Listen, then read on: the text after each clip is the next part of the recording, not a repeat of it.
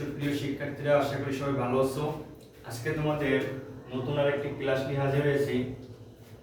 দেখো, আজকে আমাদের জমির নকশায় ত্রিভুজ ও চতুর্ভুজ, এখানে যে সমকোণী ত্রিভুজের উপরে একটা কুইজ আছে, এটার উপরে ক্লাস নেব। আমি ফার্স্টে একটা সমকোণী ত্রিভুজ আঁকছি। এখন এই সমকোণী ত্রিভুজ বলতে আমরা কি বুঝি? সমকোণী হচ্ছে, এখানে এটা হচ্ছে 90 ডিগ্রি সমকোণ হতে হবে এবং এর দুইটা বাহুর বর্গের সমষ্টি অপর বাহুর বর্গের সমষ্টি সমান হতে হবে, তাহলে এটা সমকোণী ত্রিভুজ হবে। এটা 6ষ্ঠ শতাব্দীতে পিথাগোরাস এই সমকোণী ত্রিভুজের উপপাদ্যের ব্যাখ্যা প্রদান করেন। চলো আমরা আজকে এটা সমাধান করি। সমকোণী ত্রিভুজের এই ভূমি সংলগ্ন যে বাহুটা, এটাকে আমরা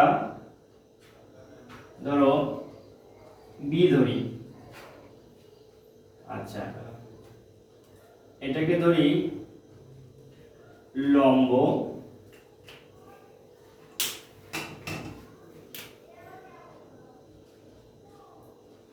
লম্ব সি, আর এটা হচ্ছে আমার অতিভুজ।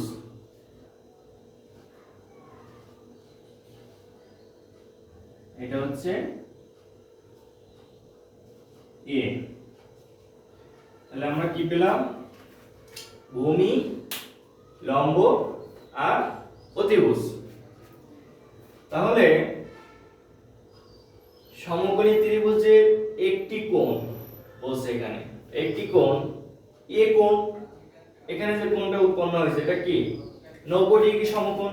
90 ডিগ্রি না হলে তো আমরা জানি সমকোণ হয় না, তাই না? তাহলে এটা হবে 90 ডিগ্রি। আচ্ছা, এবার সমকোণ সংলগ্ন বাহুদ্বয়ের নাম, এই যে সমকোণ, এই সমকোণ সংলগ্ন বাহুদ্বয়ের নাম একটা হচ্ছে ভূমি আর একটা কি লম্ব, বা এটা উচ্চতাও বলা যায়। এটা উপরের দিকে যেহেতু দিছে সে কারণে এটা উচ্চতাও বলা যায়। তাহলে এটা হবে ভূমি ও লম্ব। এরপরে ভূমির সমান্তরালভাবে যে বাহুটি থাকে তাকে কি বলা হয়? দেখো, ভূমির সমান্তরালভাবে যে বাহুটা, তাহলে সেটা ভূমি বলা হয়।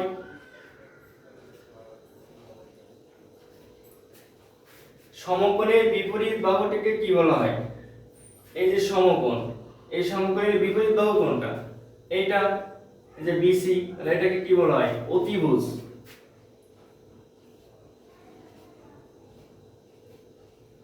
এটা হলো অতিভুজ। তারপরে দেখো, চিত্র থেকে সমকোণটি চিহ্নিত করে লিখতে বলছে।